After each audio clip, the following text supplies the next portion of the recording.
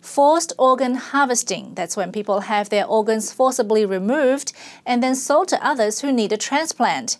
This practice has allegedly been going on inside China, and the victims, largely prisoners of conscience, are killed in the process. This illegal organ trade was brought to the attention of the British Parliament this week, raising alarm. British lawmakers have voiced concern over transplant abuse in China. They attended a hearing on April 29th at the UK Parliament, organised by medical advocacy group Doctors Against Forced Organ Harvesting. Allegations that the Chinese regime kills prisoners of conscience for their organs came to light in 2006.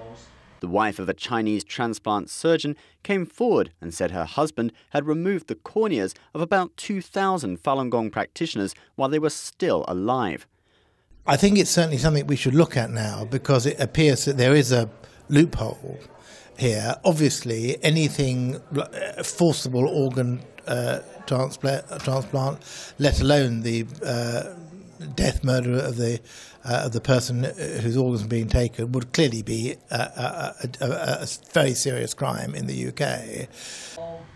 Former Canadian MP David Kilgour and investigative journalist Ethan Gutman are among those who have done extensive research into the allegations. They both believe that Chinese state hospitals, which are closely monitored by the government, have been selling these organs to rich Chinese and to foreigners.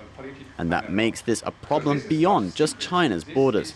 But if people are being able to go abroad, have the transplants from that source, whether they know that or not, frankly, and to come back to the UK, then clearly that is something that we should be interested in, because firstly it is a very serious crime. It probably is a crime against humanity. It's a form of torture. Israel was the first country to deny medical insurance to any citizen who gets an organ from China.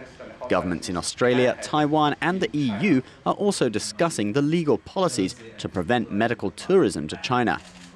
Andy Slaughter says the UK should also consider this.